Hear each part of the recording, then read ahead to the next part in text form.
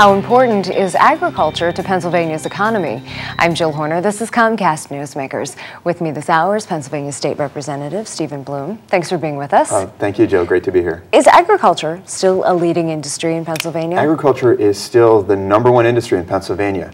It's part of our legacy, our heritage, our tradition, and it's still, even here in the 21st century, is the leading source for jobs and productivity in our state. So it's absolutely key to our economic future, absolutely key to those solid family-sustaining jobs that we need here in this state. Let's talk a little bit about some legislation that you're working to move forward. It's the PA Preferred Act, and this is essentially a licensing program. Yeah, what the PA Preferred Act does is it simply allows consumers and producers to connect in the marketplace. It's a kind of a really neat role, an excellent role for government, because the government really doesn't do much other than set a standard.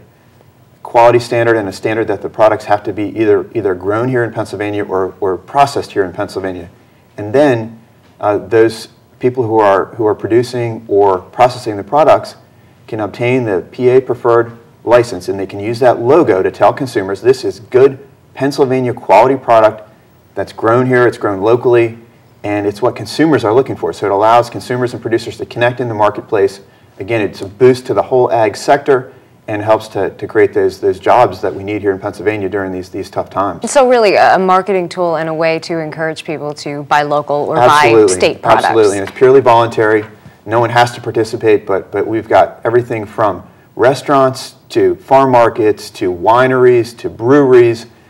Anything that's here in Pennsylvania that has to do with ag products and they meet the quality standard, they can be part of the program and help reach out to the consumers that are really interested in buying local. And this is a program that you're working to make permanent through this legislation. Right. I've sponsored a bill that makes it a stable program so that anyone who was ever, we've had some retailers and so forth that were a little bit concerned about investing in the marketing aspect of it if they thought the program might go away in a year or 6 months. This makes the program stable so folks can invest in it with confidence. Let's talk about another piece of legislation that would actually exempt family farms from the Pennsylvania inheritance tax.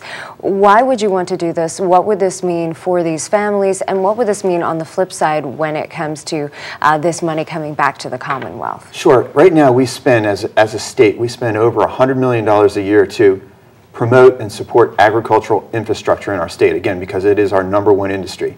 And that's part of our heritage and tradition, and the safe and secure food supply is obviously fundamental to our economic well-being and our security. But at the same time we do that, we're penalizing farm families who are doing exactly what we hope that they'll be doing, which is running the family farm and producing good quality food. We penalize them when a loved one dies. We hit them with this Pennsylvania inheritance tax, a death tax. Often for a farm family, that means they've got to either sell part of the farm or sell part of the equipment and the animals that they have on the farm to raise the cash they need to pay the tax.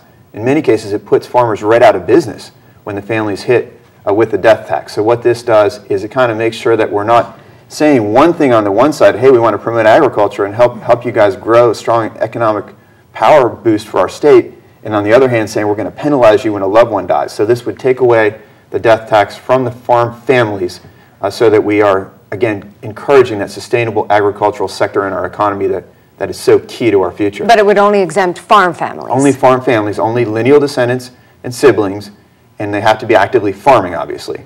The idea is to keep those farm families going in the business. And we just have a short time left because I want to quickly get to your agricultural summit that's coming up on Friday, November 18th. What's the purpose of the summit? What will happen there? We're doing our first ever Ag Summit for Cumberland County, and the idea is to connect leaders in the private sector and the governmental sector together with people who are actually actively farming, in the business of getting out there every day and doing what they do in terms of raising crops, animals, and so forth, so that they can share ideas, share best practices, basically learn ways they can keep their operations successful so they can be growing, so they can be sustained even during these really tough economic times. So this is kind of a morning they can set aside to really get together and learn from each other. All right, and people need to register in advance for this free event. It's November 18th. Thanks for being with us. Oh, thank you, Jill. We've been talking with State Representative Stephen Bloom. I'm Jill Horner.